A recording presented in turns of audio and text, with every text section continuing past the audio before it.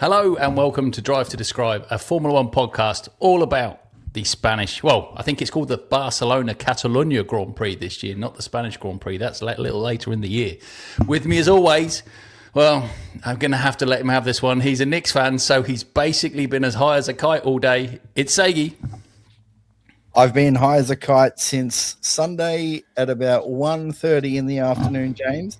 But in fairness, it actually started on Thursday, it was Thursday, when they came from 29 down to win Game 4 effectively on the buzzer.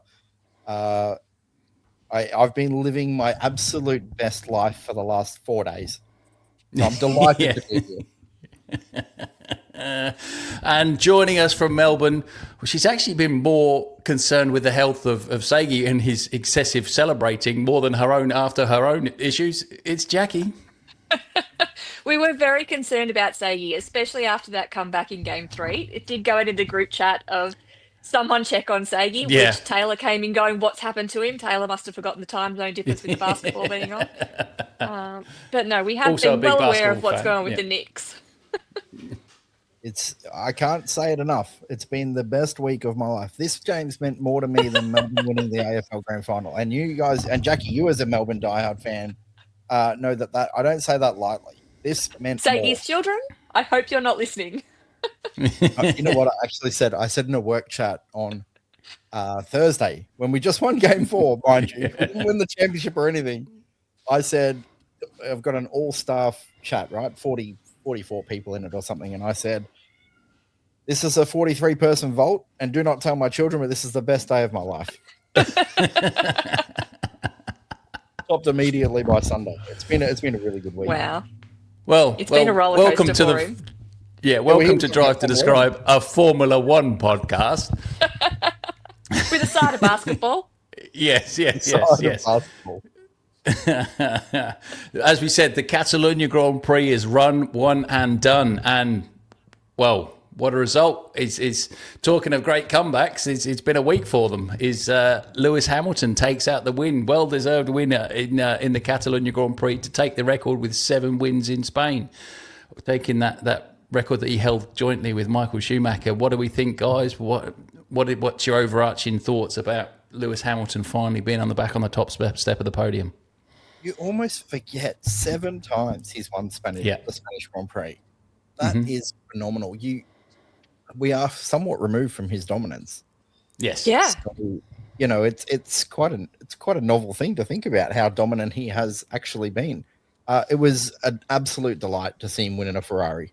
My OG F1 experience was as a Ferrari fan. James, you're wearing the cap. I am delighted. I'm delighted for him. I'm delighted for Ferrari. Just delighted. What a great weekend of sport. You'd have to be a very nasty person to not be happy with this outcome. Or Taylor, yeah. I had to do. I had to do 2 health checks this week. Obviously we had to check in on Seigi to make sure he was okay, but my step-sister-in-law, anyway, Ness back in the UK, she is the biggest Hamilton fan on the planet, bar none. Trust me when I say this, if you think you're a big Knicks fan, she's a bigger Hamilton fan. And she, at one point there, my stepbrother thought he was going to have to call an ambulance for her. So well done, Ness. Take deep breaths and hopefully he'll win again next week. But Oh no, I don't need him to get a second one. He's got one. That's enough. Well, it wasn't just a Lewis victory, guys. We were having a strategic ball out happening to the VSC, probably put paid to it a little bit, but I must admit I was quite happy to see that VSC. It's rare that I've supported Lewis, I've got to be honest, because racist. Yeah. Oh, wow. I was going to say not a fan of dominance, but whatever you think, James, is entirely or your black own people, whichever way you want to go. Yeah. I was absolutely rooting for him, and so irrespective of that safety car, I was hoping it would come his way. I think it was going to anyway, to be honest. It felt like that race was trending his way. Felt like he had some pace. He did, but pace. He had to pass Hamilton. At one point, he would have had to pass. Pass is quite another. Yep. Antonelli, Norris, and Russell. And I don't know whether he. I don't think. I think it's very close at the end. I don't know whether he wins that race at the end, though. If not. Well, anyway, he won. The VSC certainly helped him have a cheaper pit stop. He still only came out about a second and a half in front ahead, of George. And then, of course, the big news towards the end of the race with 3 laps to go is Kimi Antonelli had just got past George a lap before, and his engine used too much engine. Gave up on him with 3 laps to go, and he retired from the race, which brings us to where the standings sit, guys. So we've got a massive change in not the order, because the order of the top 3 remains as is, but that gap could have gone out. He could have been on 174 points with George back on 103, and maybe even more had Lewis not got lucky with the safety car. Kimi could have won this race again. He's got 5 wins this season already to Lewis's 1 and George's 1. This was a huge break for George. James, I know obviously you've crowned George preseason. What are your thoughts? I'm starting to worry about my prediction. I'm not going to lie. Welcome to the bottom with me. Yeah. Well, no, I still don't think my that prediction is as bad as the fact that Aston and Cadillac will be fighting for points all year. I think that's up there with the worst predictions ever. I'm going to say right off the bat, I've got negative interest in talking about either of those teams today. It's the big concern for me as the pod's resident George fan is the fact that he got past with 10 laps to go. He didn't really put up a huge fight either. That's to me the sign of a man that's a little bit mentally beat, which I don't think is a good sign. So, but what do you think the actual event of Kimi retiring actually does for George? Do you think it helps him at all, or do you think he sort of just goes, "Oh, geez, I'm in trouble here"? I think a little lucky. bit of column A, yeah. Lucky is probably the wrong word because he's been unlucky all year, but he got lucky this time. Oh, well, all right. He's had more bad luck than he's had good luck. Let's put it that way. Is like a couple of different safety cars in China and Japan, and no engine blow in Canada, and this is a very different story right now.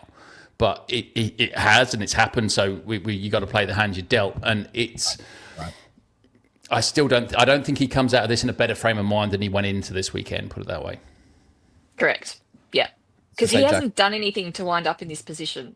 It has happened by luck, rubber the green, whatever you want to call it. It's outside of his control that he wound up in this position.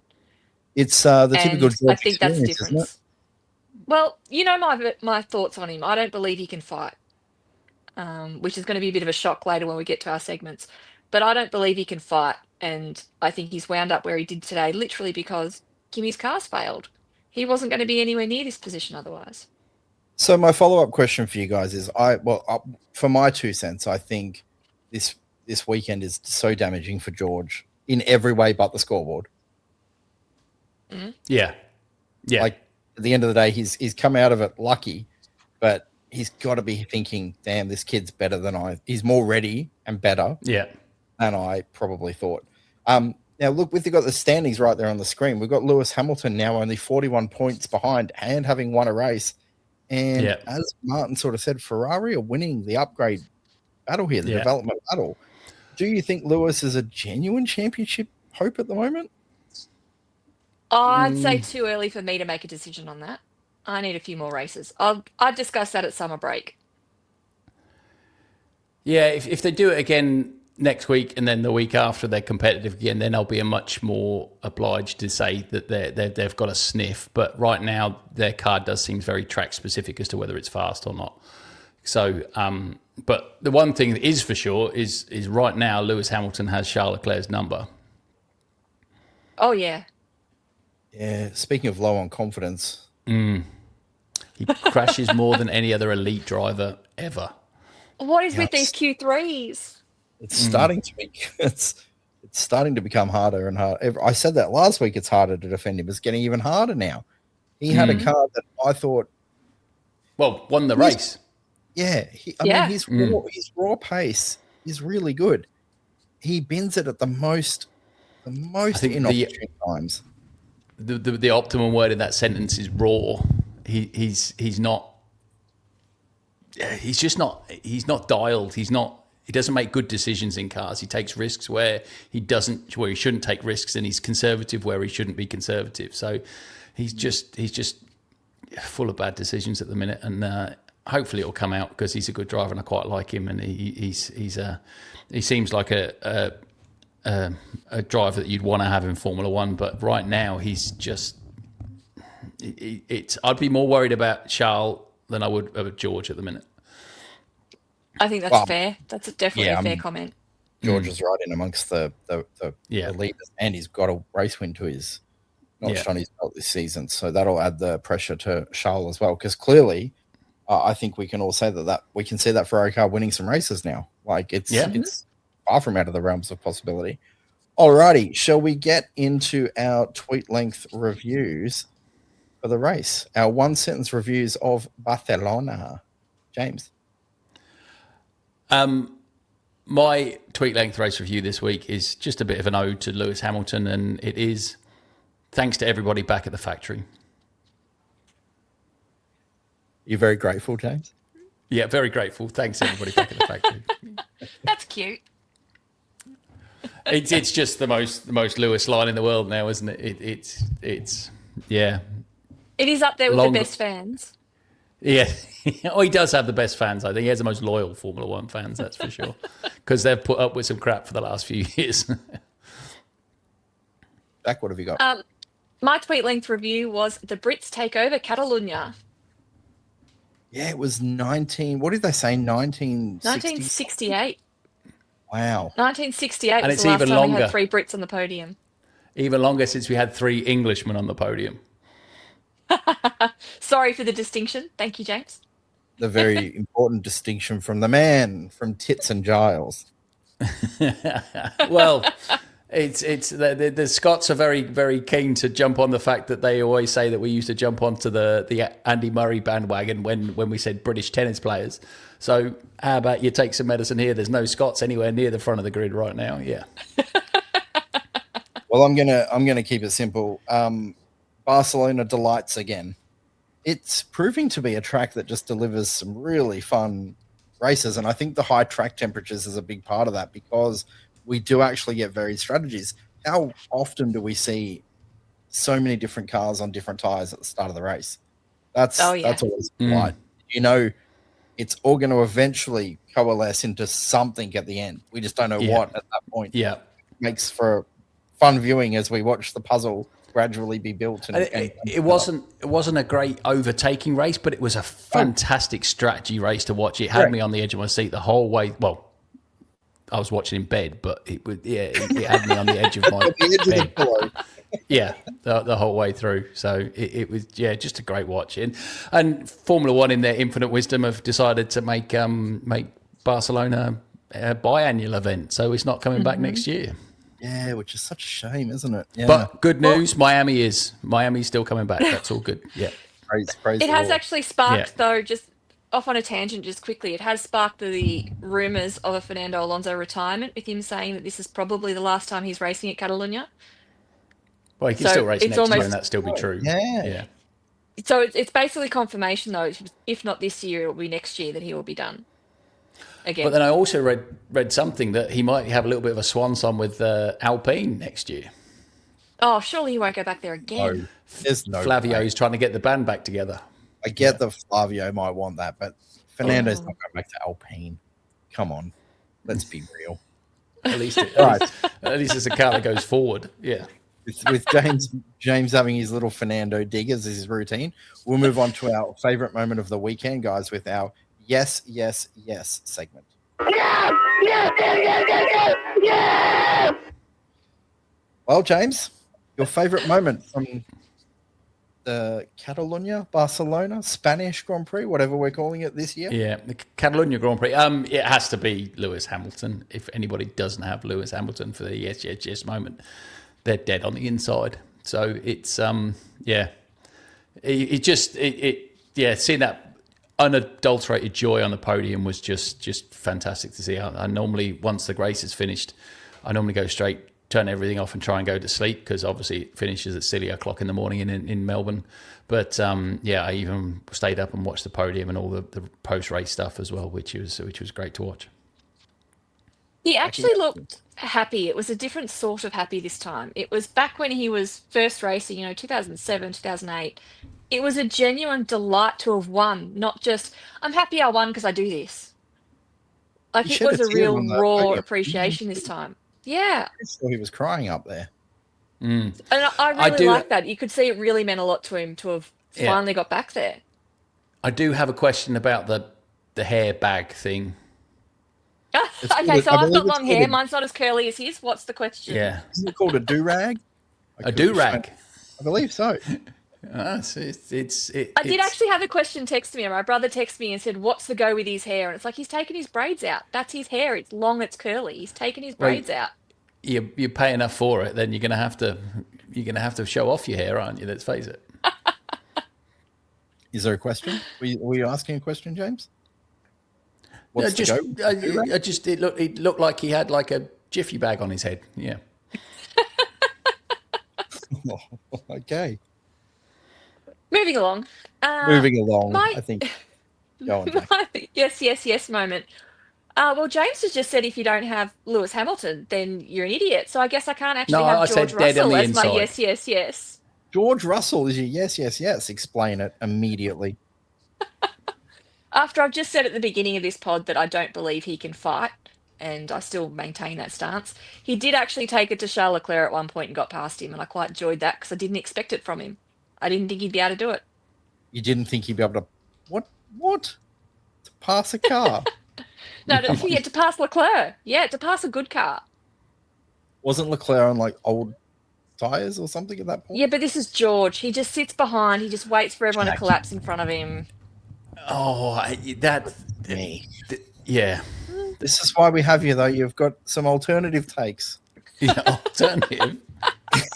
Flat out. Some alternative takes.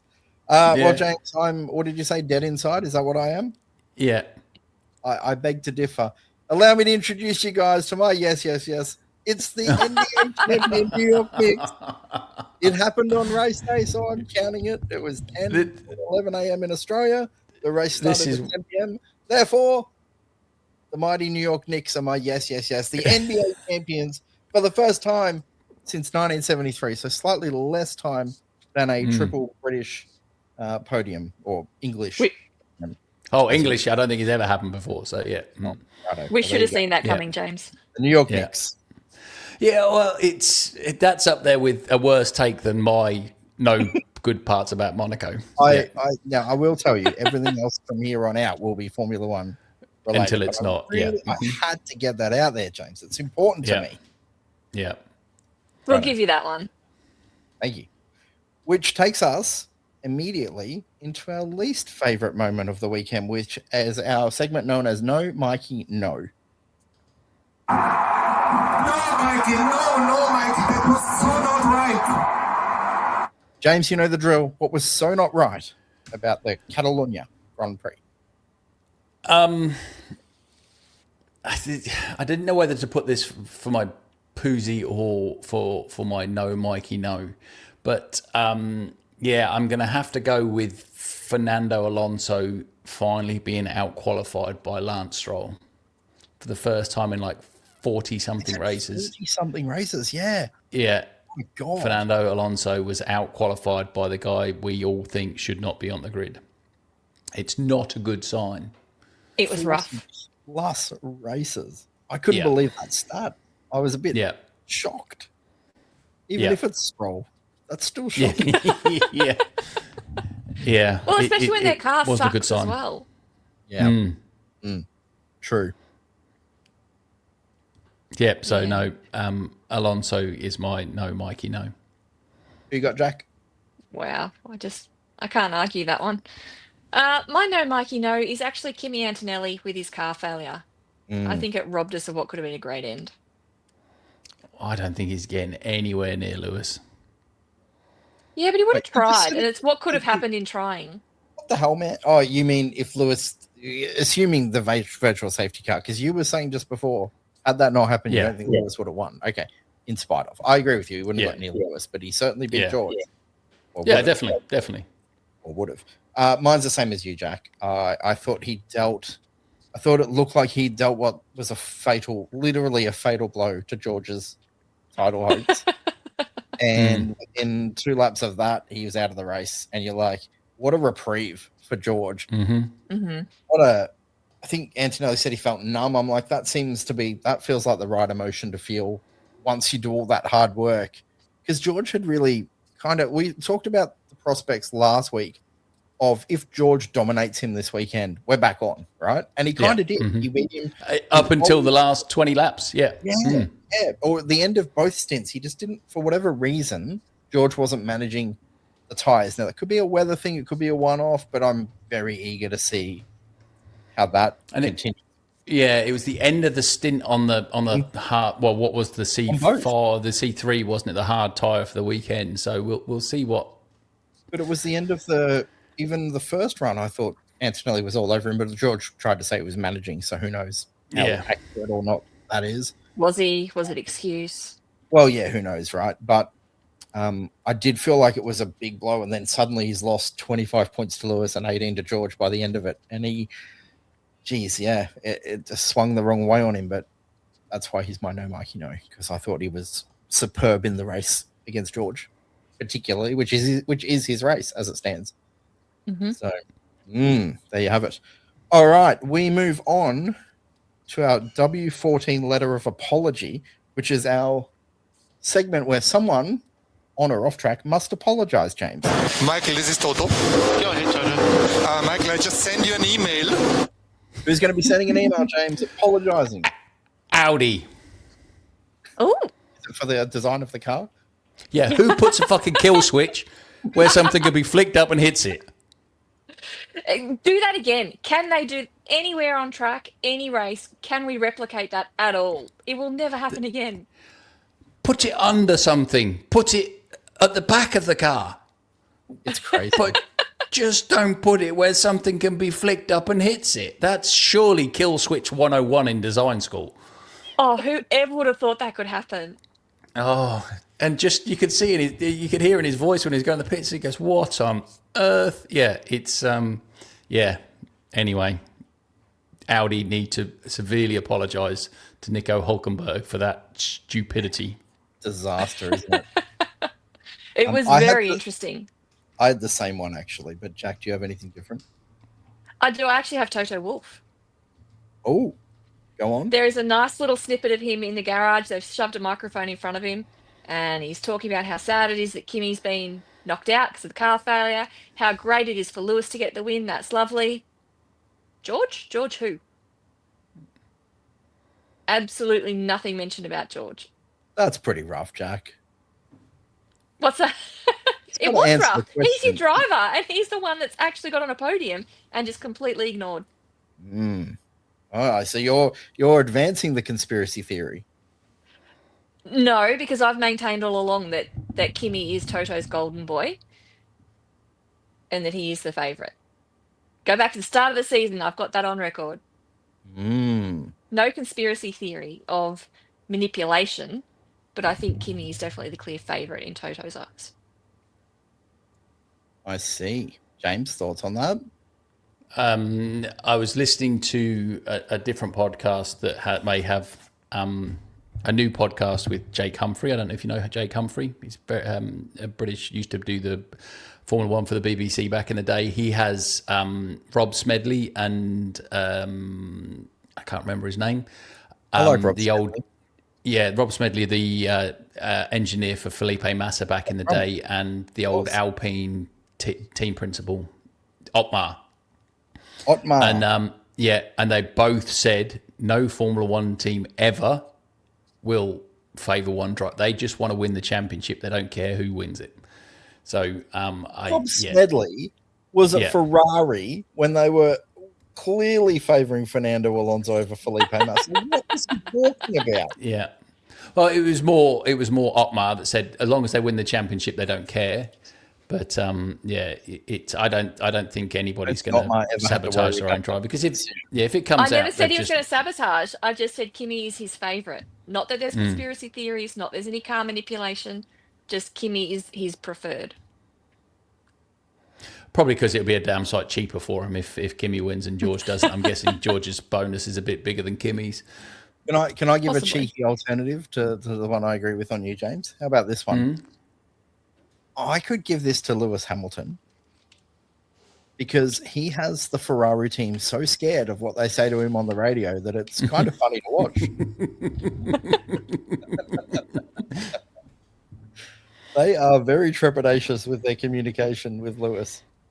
It's He has been firm with them at times. a little bit, just a little bit. So that is always amusing to watch. Did you guys have anything you wanted to talk about in the commentary side of things? I do not this week. No. Harry Benjamin is getting better. He's fine. He's harmless. Yeah. The one thing, Jacques Villeneuve, do something with this hair.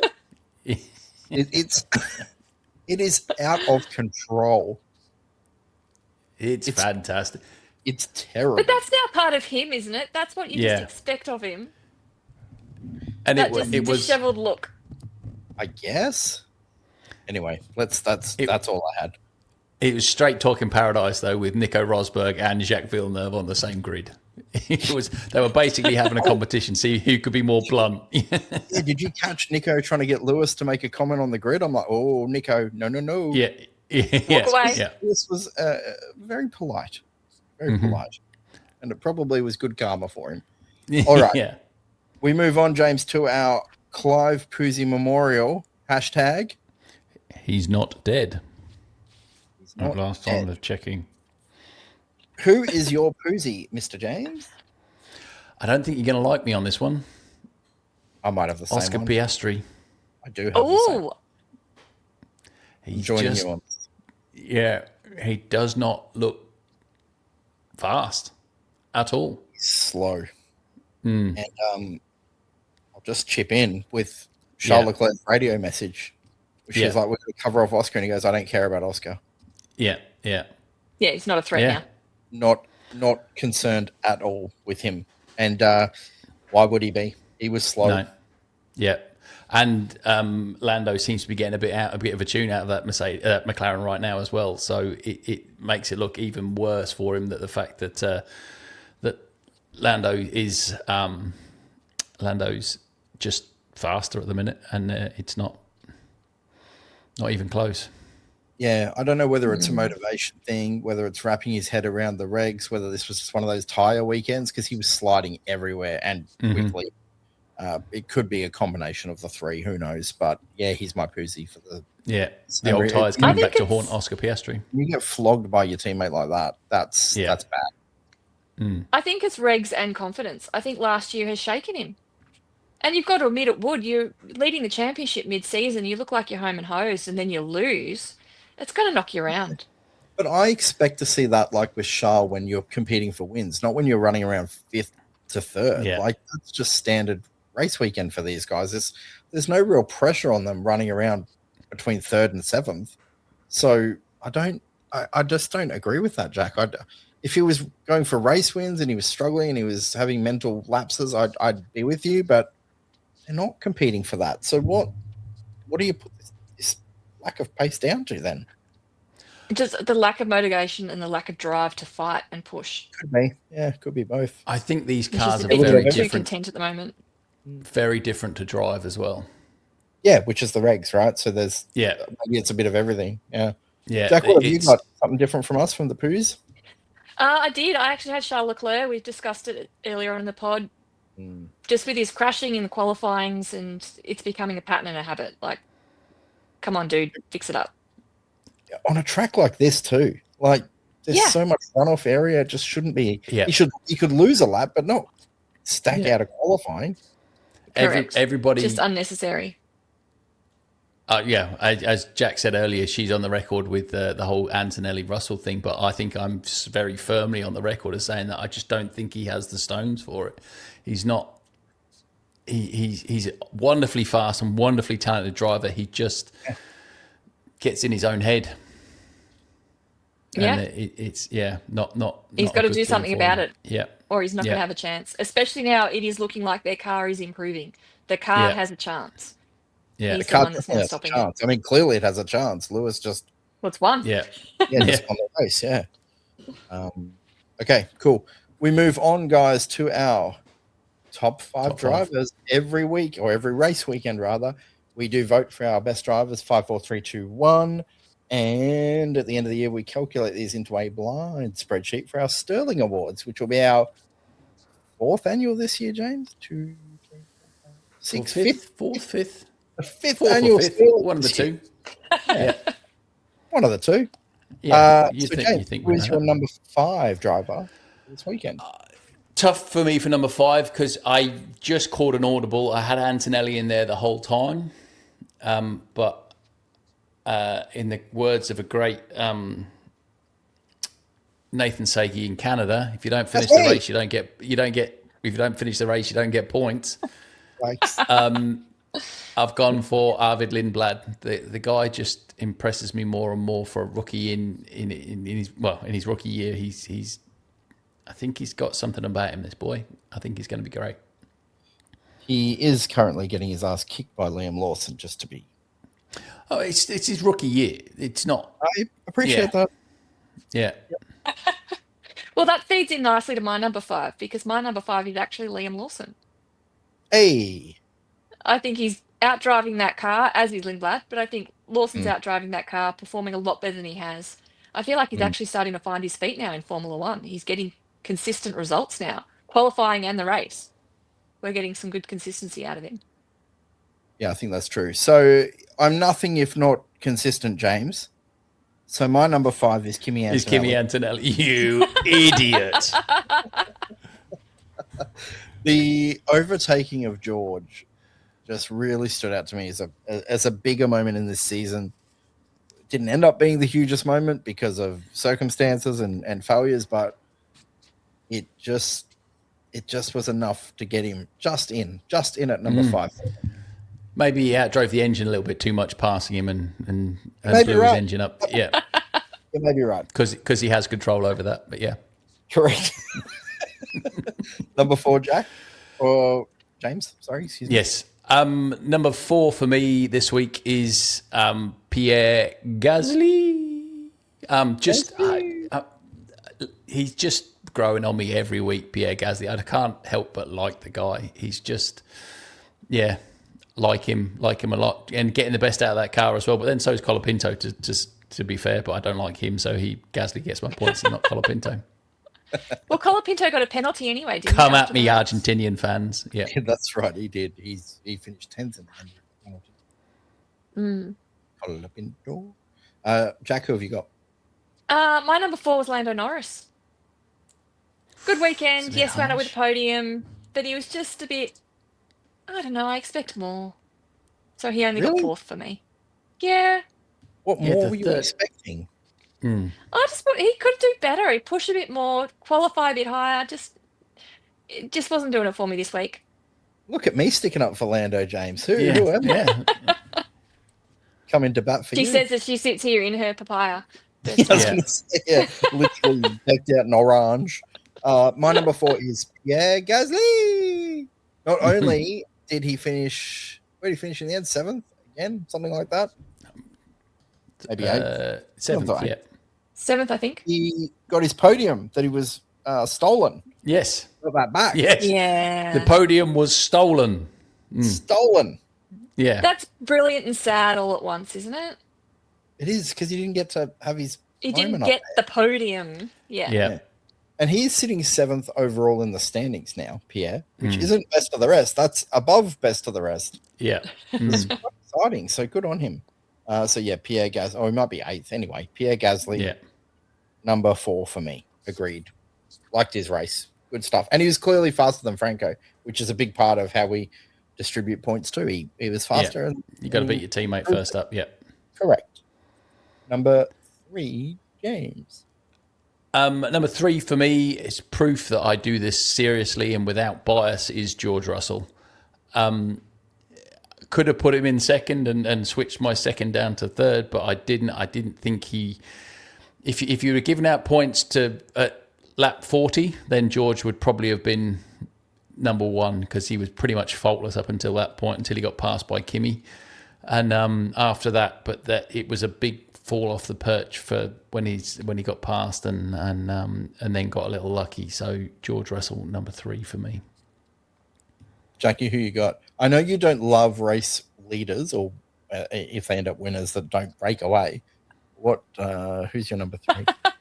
Are you worried that I'm going to roll out Lewis Hamilton here? No, not at all.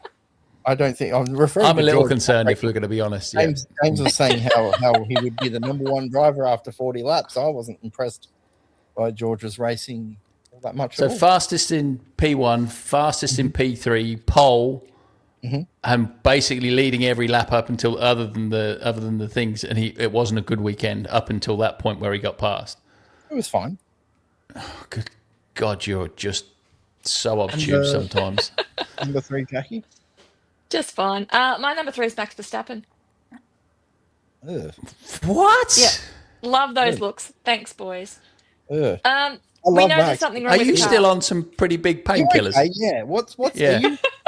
Is everything okay? Just the little painkillers now, not the big ones. Max Verstappen Were you was on the big ones when you wrote this list? I didn't even think about Max Verstappen the whole Didn't weekend. even make my top 10. No, Well, I he don't should have think became 4th. I don't think he would have made mine either, to be honest. Did he get in the coverage at all? Came 4th, qualified 5th. His car sucks. And he he's came now starting to 4th actually because fight through that a little bit.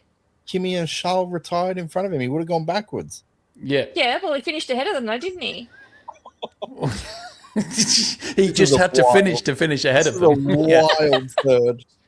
This is up there with Aston Martin and friggin' I find Cadillac. reasons to love what Max Yeah. does. He did nothing this weekend that impressed me. Not a solitary thing. His car's terrible, and he's finally actually put something together. His car's not that terrible. It's pretty bad. But anyway. But Hadjar, it's about where it should be because Hadjar was one spot behind him other than Oscar. So, yeah.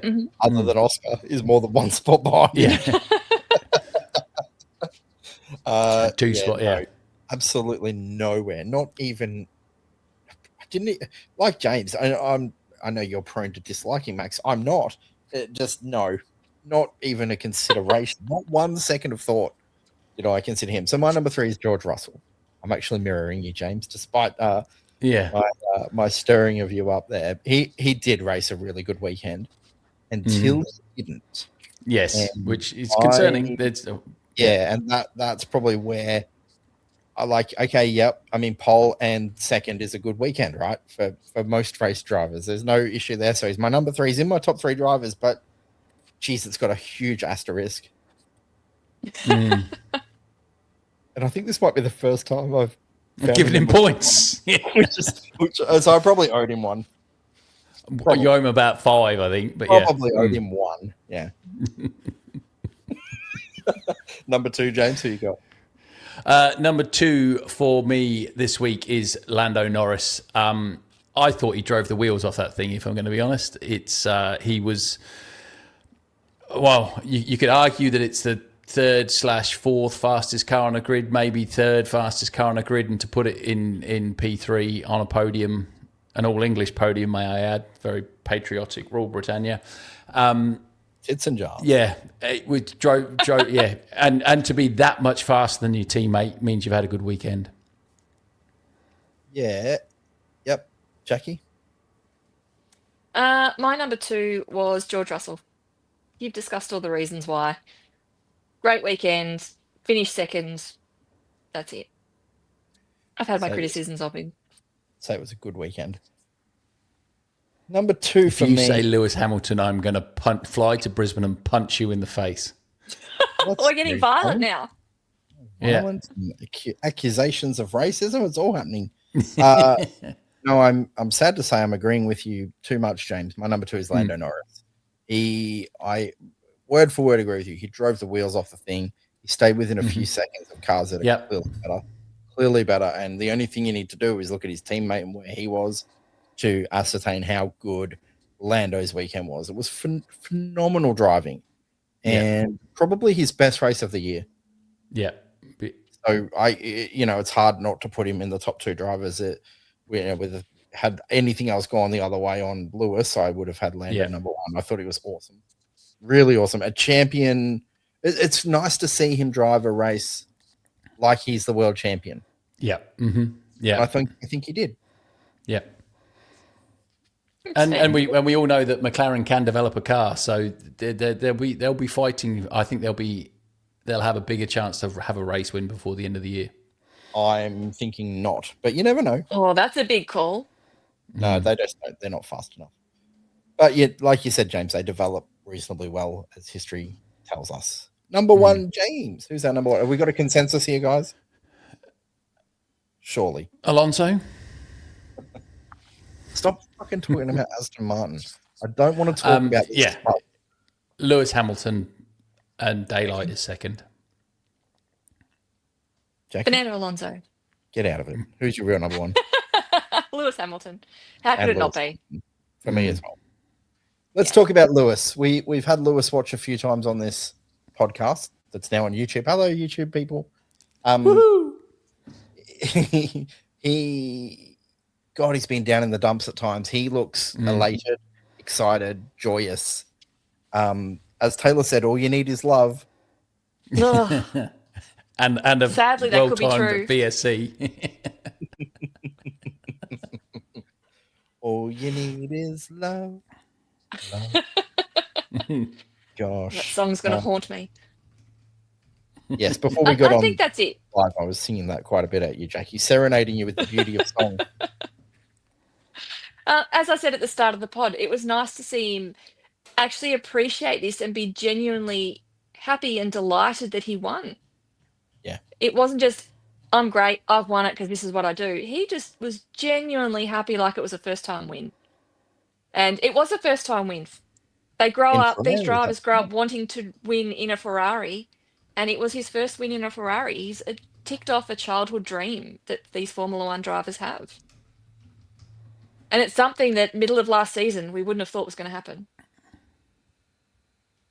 James? No, there was more chance of him retiring than what we thought was happening at one point there, didn't we? So it was, yeah. Couple of little facts for you. Lewis's first win was in 2007. Arvid Lindblad was born a month later. Yeah. Kimi Antonelli was, not quite 1 year old, and that's not his first race. That's his first win. So it's to have that kind of longevity in a sport there are a few that have done it. What Shaq is, not Shaq. Shaq, that was interesting. No, yeah.